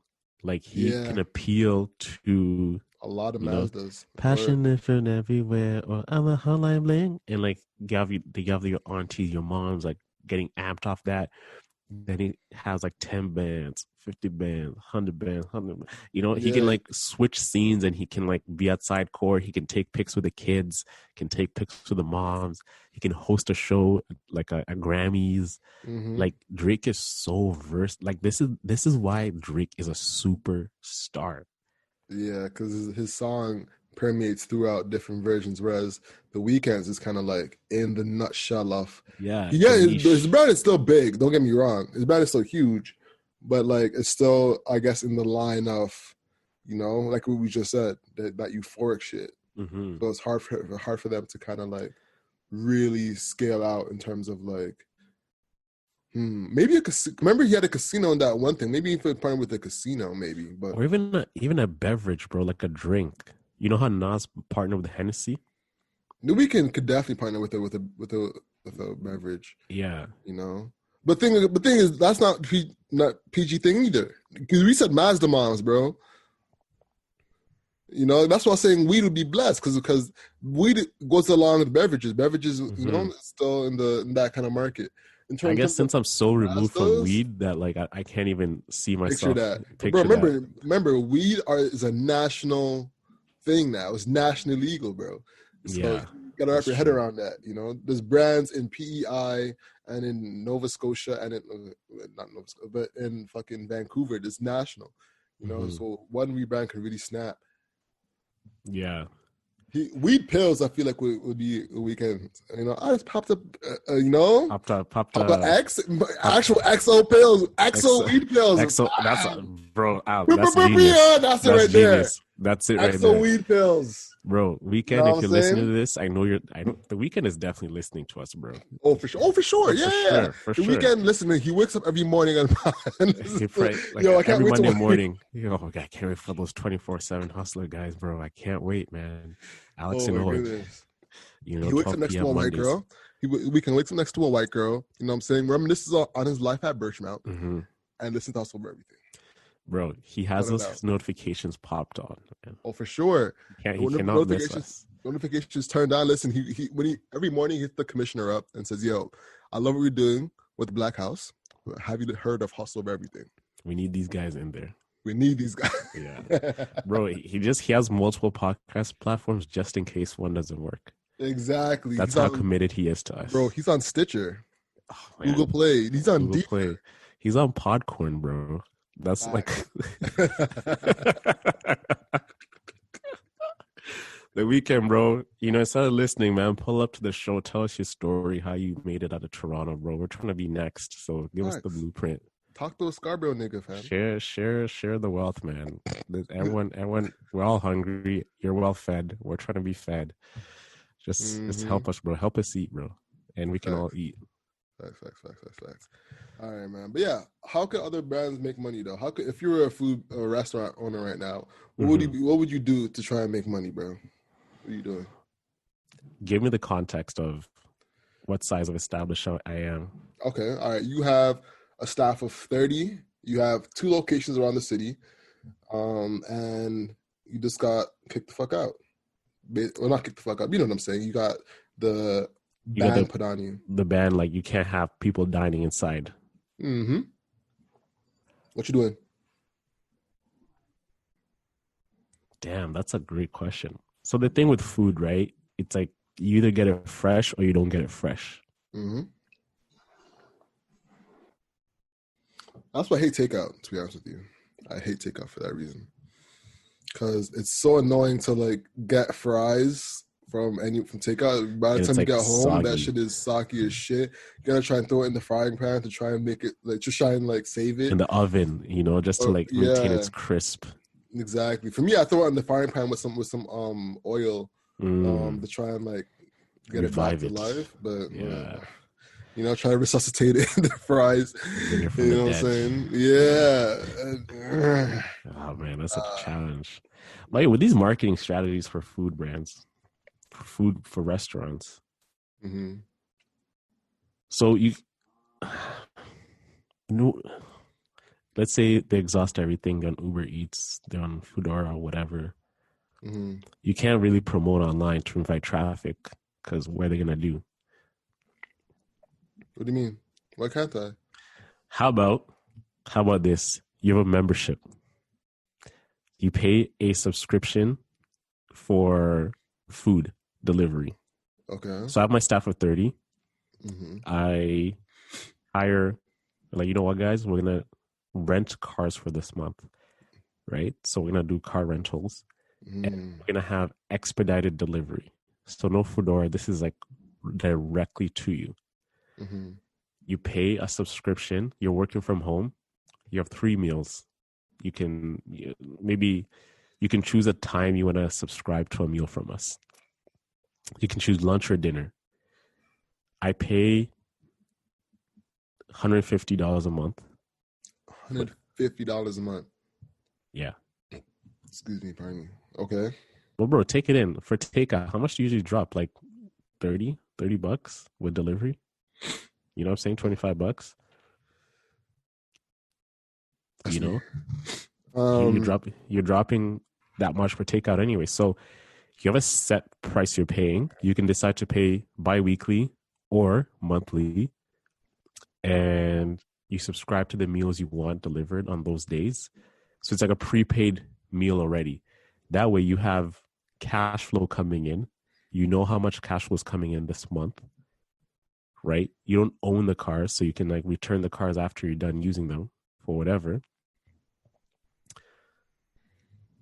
Staff goes on EI temporarily. So your outgoing expenses have decreased and you allocate that to your vehicle rentals. Maybe you need 3 cars for the GTA area. So you have subscribers coming in. That way now you actually have a pool of customers. Now when you get their email addresses, you can always market to them to Where come did you back get these subscribers from? So let's run an awareness ad on Facebook. Okay. Like a local awareness ad. Okay. Spend $500 on this ad around the GTA over 2 weeks, right? Get people interested, get people whatever. So now you've got people interested. You have like a crazy, like not too edited, but like a very, like those ads where it looks like it's native towards your feed. It's like, it looks like your friends are just chatting with you, but it's an actual ad. Mm-hmm. So you do one of those, hey, I'm like, I'm Jennifer here from Jennifer's Jerk Joint, whatever. We're having an amazing offer. With COVID, you can't come in, but we still want to serve you the best we can and have the food at your door in less than half an hour. So we have this amazing offer. You can subscribe to our meals. I know how busy lunch gets when you're at work. Making meals is a tough thing. So why don't you subscribe to the meal days that you want us delivered for you? You prepay for those days and you're going to have your meal delivered at that specific time. So it's like an Amazon Prime for meals. It's like guaranteed delivery date, this time at this time will be at your door, right? Mm-hmm. Now you have people subscribing. They have expectations. You build brand. You build customer service with personalization to your customer. Like, hey, I saw you ordered this, and that. Do you want this? Do you want hot sauce? Do you want whatever? So now you're calling your customers, telling them, hey, how do you want your order?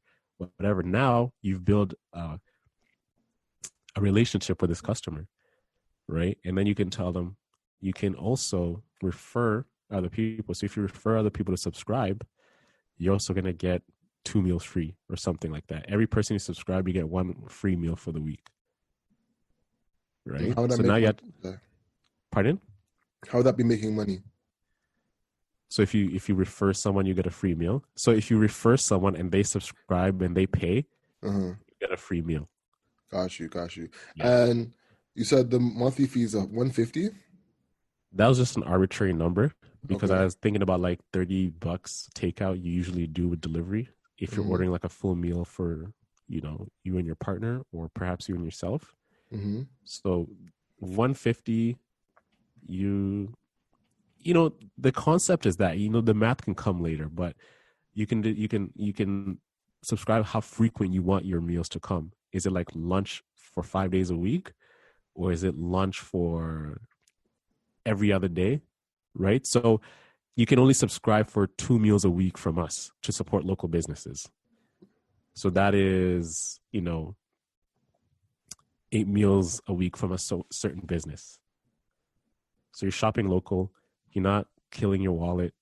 Your meals are delivered. There's personalization there. You get more when you subscribe more. So you're helping the business by getting your friends on it, and everybody wins, and everybody literally eats. The business eats with money. You eat with good food delivered faster than Uber Eats. Boom. That's strategy. Interesting. That's very tough, man. Logistics wise? Logistics of that shit. That's what it hits me. Like getting that done right, like executing that. Whew, getting all those meals out on time, switching that, like getting that logistically, I think is the challenge there. But That's a once pretty you good idea, have, though. once you have your customers set, the locations, the route, then you're good to go. It's kind of like a pizza delivery, right? Before Uber Eats and everything came along, right? Your routes, this is the person you're delivering to, and you deliver to them. The thing, though, is the difference is the subscription part, though. You know what I'm saying? It's fulfilling the promise of the subscription every month. Bro, this could actually be an idea on its own. Imagine if you just started a restaurant, cater towards professionals. You don't take any orders inside. It's just like, hey, like we'll deliver, subscribe, you get a meal, lunch meals or dinner delivered to us at your office. So you have like certain buildings in an office. So you start with one building. So you do one delivery at once. You get me? So for your SKUs, you do one type of meal a day. So meaning like only option we have available are these 2 option meal, vegetarian and meat. You go to the path, right? The buildings above the path, the offices above the path. You go to, I don't know which offices are there, but people still going to offices? No, bro. But like I'm saying, after Corona. After Corona, got you. This is the time for after Corona, got you. Yeah, so you have a commercial kitchen. You don't have any internal people. Well, you're just making meals and delivering them up there. And then you have an app. You have you can say this is what I want, and it's like auto renewal every month. Got you. That's a big sell, man. Now you can pay with HelloFresh and all that, and them folk. How does HelloFresh work again? HelloFresh, they're basically the same thing, but they give you the recipe and they say cook the shit. But we're stopping people from going out for lunch by giving them a cheaper option, getting it delivered, and it's just as good as going out for lunch. But this time it's already prepaid. Yeah, coming right to your office desk. Yeah, HelloFresh gives you the food delivered straight to you as a recipe, and then you cook it at home. That's interesting. That's interesting, bro. The logistics of that shit, it's ready to push back. Probably that's where the smarts come in for, and how to scale that. You need to have like the proper funding, the proper delivery team, and the proper food and the customer awareness. But it could be done. Once it's figured out right, the sky's the limit. Facts. You gotta get the machine down pat. Yeah. Yeah, bro. You know what I think? Okay, let me see. What could the restaurants do right now? If I was a restaurant and I had two spaces across the city, had good food. Let's say it's an Italian restaurant. Like, what could I do? Shit, man, it's tough. I would try, and the thing is, competing with Uber is like, logistically, the Uber won, bro. They have so many people on the platform already. It's going to be tough to like try and build your own ecosystem outside of it. I'd actually try and do a ghost kitchen. I think that could be more interesting. I'll try to set up like a ghost kitchen that is directly on Uber Eats, because thing is that the audience is already on there. They're on Foodora, they're on DoorDash, they're there. They're not going directly to the website. They barely are. You know, hey, I want food. Ask yourself, how do you order food right now? You already know, bro. Uber Eats, Foodora. They won. One of them ones, yeah. They won. You know what I'm saying? One of the market. Exactly. So I'm like, going to try and create a competitor of Uber Eats. Yeah. Sounds way more than challenging. Sounds tedious. Yeah. Sounds more than tedious. Tedious is like, competing with Uber Eats. That's a whole other ball game you playing. You know what I'm saying? I'd go where the winners already are and try to work with the winners, which sounds nuts because Uber, like they're like gouging the restaurants right now. But I'll try to set up a ghost kitchen where I have no other staff but the kitchen, and then just serve people on Uber Eats and try to build the business that way, you know, which is like almost counterintuitive. And I would do the macro influencer route of like trying to partner with somebody, you know, that's popular, that is in the food space, or at least is in the culture space of like Italian food, or someone that would know their favorite. That would make sense. You know what I'm saying? Like for instance, Drake loves Italian food. He talks about that shit all the time. So if it was Drake, or if it was, I don't know, someone popular, Sasha Exeter, you know what I'm saying? Someone popular with a reputation of eating. I'd have them make a menu, and I'd have like 5 menus or 5 menu items by influencers, and have that as like the way of driving traffic to the website or to my Uber Eats to get more meals out. You know what I'm saying? So also I would limit the amount of meals prepared. So once the people order it, that means like it sells out immediately, and I get all the money immediately, and then I'll have to fulfill it. You know what I'm saying? So like I'd drive the popularity of it, then try and exclusivity of it. Drive the popularity and exclusivity. So then the demand's super high, and I can scale as like slowly to meet the demand as I want. That's what I'll try to do, you know? Yeah. So, the name of the game here is just like you don't want to waste any food because you're already running out of business, right? So how do we measure, be precise with how much product we need and not have excess inventory that goes bad? Right? Exactly. Yeah. So I used the Yeezy route. That's kind of what Yeezy did. He drove the demand as high as he could. The nigga was wearing Yeezys everywhere, you know, and getting all the paparazzis to take pictures of him, you know, calling paparazzi on himself, literally, and driving the brand up significantly. Exactly. Yeah. So that's the route I would take, you know, take the paparazzi taking pictures of the influencer, coming to the restaurant, eating at the restaurant, something like that, you know? So they could, you know, so then that way the demand is grows and grows and grows and grows and grows, and then slowly bring out the food more and more. Yeah, I think that would be the easiest way. I think that's like highest, that'd be cost, but it wouldn't be like insane. Yeah, man, there's a lot of opportunity for innovation here. it's just a lot of these businesses, they've been doing the same thing for 20 years. So to do something different, it's just like, especially on the fly, that's Mm-hmm. tricky. You Yes, know, indeed. you have like the family run businesses. How can they adapt immediately? You know, because I just moved into a new spot. So I walked around just like seeing who's local. And I walked in the shawarma shop and I met these guys, Mike and Ron. Get to know them. Like, hey man, just moved in the area, just trying out whatever.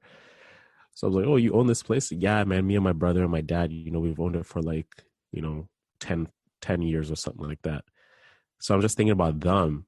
And like now, like they thought everything was Gucci. Now they gotta like adapt and make shawarmas without having people coming in, and it's just them two. Can they have that type of prepared meal or whatever? No, they're just gonna rely on Uber Eats. But if you don't have a presence, if you don't have people coming up and ordering who don't know you, it's tough, bruv. You know? Yeah. Yeah, bro. It's tough. You gotta figure that out. But yeah, man. Let's work towards wrapping up, man. Mm-hmm. Anything else you Yeah, I'm want to getting cover? hungry, bro. Yeah, I can smell the food upstairs being cooked, bro. ooh. Thanksgiving, like my uncle just made brunch. Like he's one of those uncles who's nasty on the barbecue. Oh, one of those. He's one of them ones. He's got like the those like those sandals, those leather sandals. Mm-hmm. Oh, you got the Jesus sandals? These are the Jesus ones, bro. Oh man, that means the food is bomb. Bro. Jesus sandals mean the food is. Nah, I'm already jealous, bro. Bro, this guy, like, even in the winter, belly, don't he? No, this guy's fit. Like my uncle, but he has like kind of has like it's like a dad bod, but he's like jacked. Oh, he got the Jack dad bod. Okay. He's a Jack dad bod, yeah. Okay. Yeah. Like in Tekken, like like that animal who has like the trainers and the sneakers on. Oh yeah. He's one of those guys. Okay. But he's a cool guy, man. He's a cool guy. So even in the winter, bro, we have to fire up the grill. So he'll bring the grill close to the door.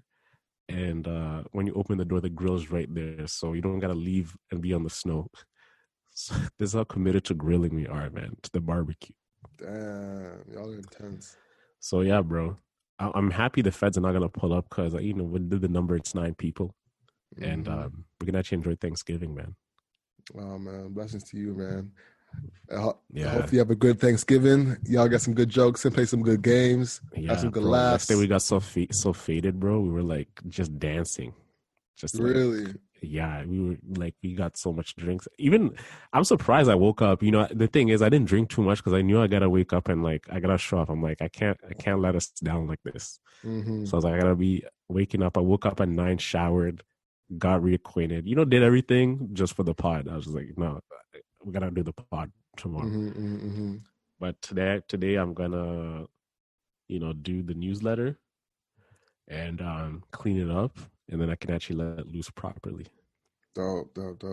Sounds good. So yeah, make sure you subscribe to that newsletter. The underrated. Big news. Yeah. I'm gonna write the underrated, then get faded, bro. I like that. Yeah. What are you and Kristen saying, man? Today she's working, so I'm about to enjoy my day. Edit the pod, drop the pod. You know what I'm saying? Schedule that up. Then relax, man. I got some time to actually read and focus on some client shit. Mm-hmm. I got some client shit out the way, preparing for Black Friday. Mm-hmm. So I'm about to. For Nicholas? Yeah, man. That's one of them. I got this other thing in the works for this other new client. So yeah, man. I have something in the works, man. I'll tell you about it offline. I can't give it away too early, but yeah, man, I got some shit planned. I'm a hustler, fam. So 24/7, bro. 24/7. You know what I'm saying? Mm-hmm. But yeah, man. With that being said, ladies and gentlemen, the hustle is what you can control. So control your grind and control your life. I'm Alex. This is Hustle of Everything, and I'm Owen. And we'll talk to you guys soon, man. Thank you for listening. Peace, y'all. Peace.